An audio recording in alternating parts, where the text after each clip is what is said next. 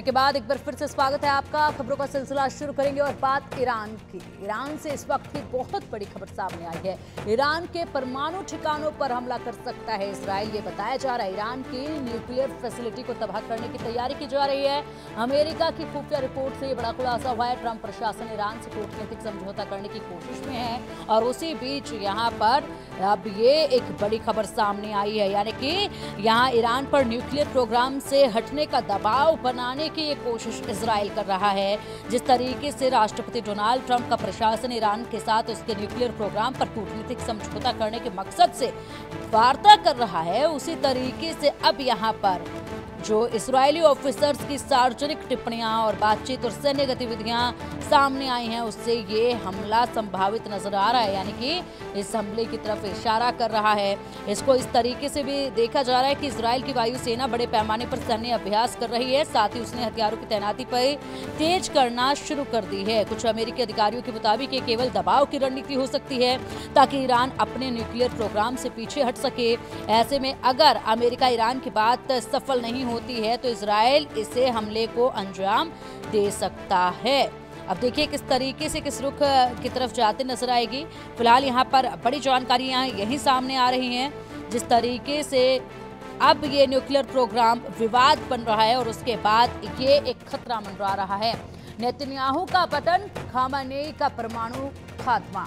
Israel और Iran में लगातार तकरार बढ़ रही है। ईरान के खिलाफ कुछ बड़ा करने की तैयारी में जुटा हुआ है इजराइल। इसी के साथ ईरान के परमाणु प्रतिष्ठानों पर हमला कर सकता है इजराइल, ये तैयारियां की जा रही हैं। ईरान के परमाणु प्रतिष्ठानों पर हमला करने की तैयारी में इजराइल लगा हुआ है। अभ्यास भी शुरू हो चुका है। अमेरिका को खुफिया इनपुट में बड़े खुलासे मिल रहे हैं। ईरान के परमाणु संयंत्रों पर हमला करने का प्लान बना रहा है इजराइल। तेजी के साथ इस दिशा में आगे बढ़ रहा है इजराइल, ये बताया जा रहा है।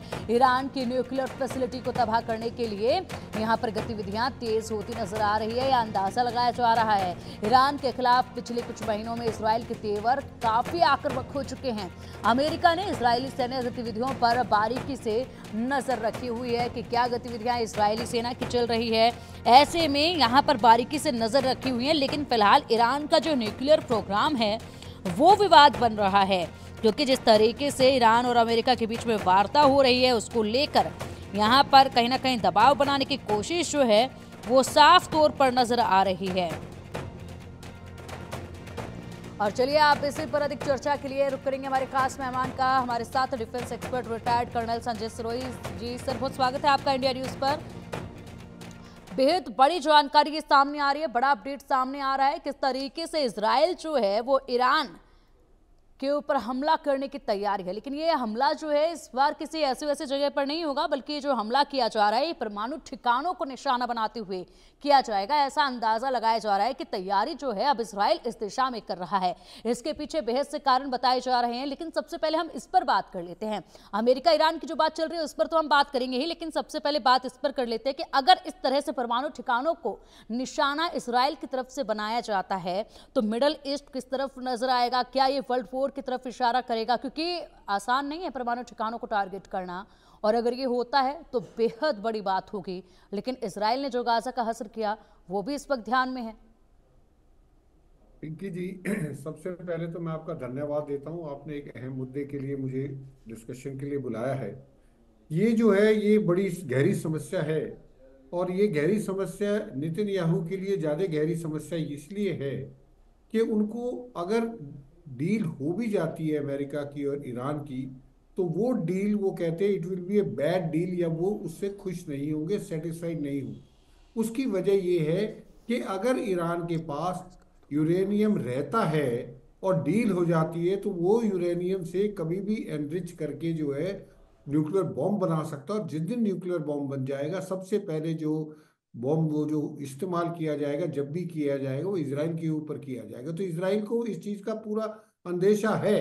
तो इसलिए अगर ये जो क्वेश्चन आपने पूछा है कि अगर इसराइल जो है न्यूक्लियर साइट्स के ऊपर अटैक करता है, तो इसमें देखना ये है कि वो अकेला करता है कि अमेरिका के साथ मिलकर करता है, क्योंकि दोनों में अलग अलग सिनेरियो होंगे। अगर अमेरिका के साथ मिलकर करता है तो फिर चांसेस ये हैं कि शायद जो है वो सीमित वहीं तक ही रह जाए ये पूरी लड़ाई। और अगर अमेरिका की मर्जी के खिलाफ करता है, जैसा कि सुनने में आ रहा है, क्योंकि डोनाल्ड ट्रंप साहब ने 2 महीने पहले नेतन्याहू को बिल्कुल ब्लंटली मना कर दिया था कि आप न्यूक्लियर साइट्स के ऊपर हमला नहीं करेंगे।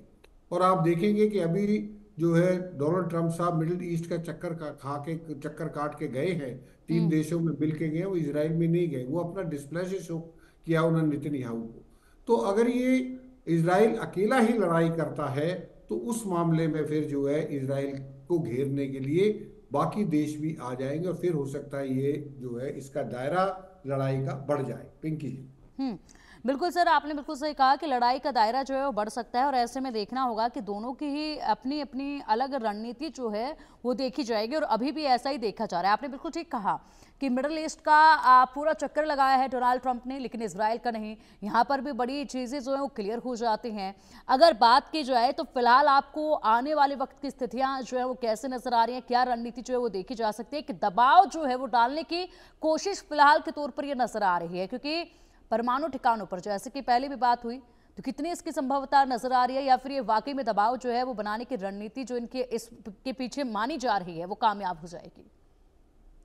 पिंकी जी, आपने बिल्कुल सही फरमाया है। इसको हमको दो पहलुओं से देखना पड़ेगा। पहला पहलू तो ये देखना पड़ेगा, क्या ये अमेरिका की तरफ से एक जो है खबर फैलाई गई है, क्योंकि ये जो इंटेल आई है ये अमेरिकन इंटेलिजेंस है, और किसी एजेंसी ने इसकी जो है पुख्ता हम्म। इसको क्रेडिबिलिटी नहीं है दी। सिर्फ ये अमेरिकन इंटेलिजेंस एजेंसी ये कह रही हैं कि शायद इसराइल आने वाले समय में 2 दिन में, 4 दिन में, हफ्ता 10 दिन में ईरान की न्यूक्लियर साइट्स के ऊपर हमला करें। हम्म। और उसके लिए वो कह रहे हैं कि उनका जो जिस तरीके से वो अपनी एम्यूनिशन को मूव करा रहे हैं, एयर एम्यूनिशन को किस तरीके से वो एक्सरसाइज कर रहे हैं, एयरफोर्स की किस तरीके से उनके F-35 और J-15 जो हैं वो इस एक्सरसाइज कर रहे हैं, तो उनसे उन्होंने, हो सकता है कि ये जो है खबर फैलाई गई हो ताकि ईरान के ऊपर दबाव बने, क्योंकि ईरान के खमेनी ने ये क्लियर कर दिया है कि हम जो है एनरिचमेंट का जो हमारा जो प्लान है जो हम कर रहे हैं वो हम बंद नहीं करेंगे। हम्म। मार्क रूबियो साहब कहते हैं कि हमको 1% भी यूरेनियम की एनरिचमेंट मंजूर नहीं है ईरान की। तो अब दोनों का पेच यहाँ पे फंसा है। ईरान एनरिचमेंट करना छोड़ना नहीं चाहता, और अमेरिका नहीं चाहता है कि ईरान जो है एनरिचमेंट करे। तो इसलिए यहाँ पे पेच फंसा हुआ। तो हो सकता है ये जो खबर उड़ाई गई हो अमेरिकन इंटेलिजेंस एजेंसीज ने कि इसराइल जो हमला कर सकता है वो ईरान के ऊपर एक दबाव बनाने के लिए किया जाए, ये एक लोगों की एक सोच है। हम्म। अभी दूसरी सोच ये भी है कि अगर बाई चांस ईरान का और अमेरिका की न्यूक्लियर डील हो जाती है, ईरान जो है जो सैंक्शंस लगे हैं, अमेरिका ने जो सैंक्शंस लगा रखे ईरान के ऊपर, वो डोनाल्ड ट्रंप साहब ने कहा है हम हटा देंगे, हम्म। हम ट्रेड भी करेंगे। तो उस स्थिति में इसराइल की जो है सिचुएशन वो बहुत खराब हो जाएगी, इसराइल कमजोर पड़ जाएगा। हम्म। तो इसराइल को लगता है कि इससे पहले कि ये डील हो, मैं जो है पहले ही न्यूक्लियर जो है जहाँ ये यूरेनियम रखा हुआ है हम्म। उसको ही बर्बाद कर दे, ताकि वही हो जाएगा कि ना होगा बांस ना बजेगी बांस। हम्म। अब ये बिल्कुल। तीसरा जो इसमें चीज समझने वाली है कि ईरान अब इस टाइम सबसे वीक विकेट पे है। हम्म। वीक विकेट पे क्यों है? अक्टूबर में इसराइल ने ईरान के न्यूक्लियर मिसाइल मैन्युफैक्चरिंग साइट्स के ऊपर और एयर डिफेंस को तबाह कर दिया। नंबर दूसरा, जो सैंक्शंस हैं अमेरिका की तरफ से और बाकी देशों ने, यूरोपियन देशों ने सैंक्शन लगा रखी है ईरान के ऊपर, जिसकी वजह से उसकी इकोनॉमी का बुरा हम्म। हाल। और तीसरा जो है वो ये है कि जो उसकी स्ट्रॉन्ग प्रॉक्सीज थी, जिसके बिहार ईरान के बिहार पे जो इसराइल को काउंटर करके रखती थी, जैसे हिजबुल्ला था, उधर हमास था, और तीसरा हौतीज है, इन तीनों को भी कमजोर कर दिया गया है इसराइल ने पिछले 1.5 साल से। तो हम्म। इसराइल को लगता है कि ये सही मौका है, ईरान इस टाइम सबसे कमजोर हालत में है, तो इस टाइम हमको हमला कर देना चाहिए। पर हम्म। क्या वो हमला बिना अमेरिका के मर्जी के कर पाएगा? क्योंकि उसको रिफ्यूलिंग चाहिए रास्ते में ईरान तक पहुंचने के लिए हवाई जहाजों को, और उसको वो एम्यूनिशन चाहिए जो 80 मीटर, क्योंकि जो मिसाइल्स रखी हैं जो और न्यूक्लियर साइट्स हैं वो जमीन में तकरीबन 80 मीटर नीचे तक है। तो वहां तक बॉम्ब चाहिए जो वहां तक पहुंच जाए। पिंकी जी। बिल्कुल इसी के साथ संजीत सर आपने बिल्कुल ठीक कहा कि क्या इसराइल जो है वो अमेरिका के सहयोग के बिना, डोनाल्ड ट्रंप के सहयोग के बिना ये अटैक कर पाएगा? तो इस वक्त जो है डोनाल्ड ट्रंप एक बड़ा संदेश देते नजर आ रहे हैं।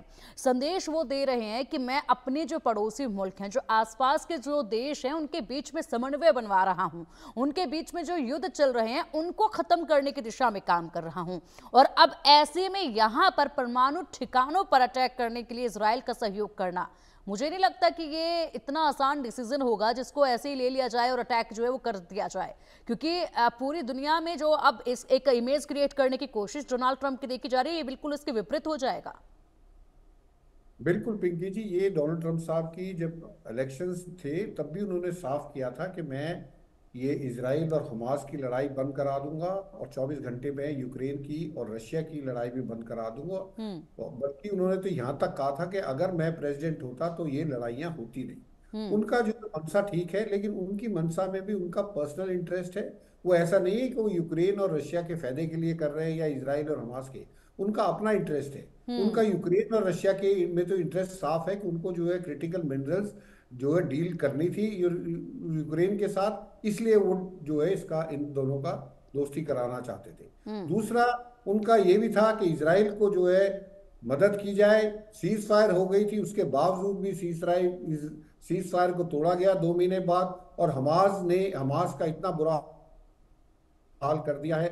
गाजा पट्टी में इतना बुरा हाल है कि लोगों को जो है खाने के लिए भी लाले धाने पड़े हुए हैं। ये कहते हैं कि अगर अगले 2 दिन तक जो है कोई इमदाद नहीं पहुंचे तो तकरीबन 14,000 बच्चे वहां पे मर जाएंगे भूख से तड़फ के। हम्म। तो ये जो डोनाल्ड ट्रंप साहब कर रहे हैं ये बिल्कुल ठीक है, लेकिन अब इसको ये समझना चाहिए कि सबसे बड़ा जो चैलेंज डोनाल्ड ट्रंप साहब के सामने है और नेतन्याहू के भी सामने जो सबसे बड़ा चैलेंज है कि ईरान को किस तरीके से डील किया जाए। धमकी भी दे रहे हैं डोनाल्ड ट्रंप साहब, डील भी करने की कोशिश कर रहे हैं। अब कई दफे कई वार्ता हो चुकी हैं, लेकिन अभी तक दोनों साइड अपनी अपनी अड़ी चीज पे अड़े हुए हैं। यूएसए चाहता है कि बिल्कुल एनरिचमेंट नहीं होना चाहिए। ईरान चाहता है कि एनरिचमेंट हम करेंगे क्योंकि हम हथियार नहीं बना रहे हैं, हम एनरिचमेंट जो हम्म। न्यूक्लियर प्लांट्स हैं जहां से बिजली पैदा होती है उसके लिए भी एनरिचमेंट की जरूरत पड़ती है। एनरिचमेंट का मतलब यही नहीं है कि ठीक एनरिचमेंट है। से सिर्फ हथियार ही बिल्कुल बनते हैं। बिल्कुल संजीत सर, आप बिल्कुल सही कह रहे हैं। इसी बीच एक और बड़ी खबर सामने आ रही है, उस पर भी आपसे हम अधिक जानकारी लेंगे। आप बने रहिए हमारे साथ। इजराइल का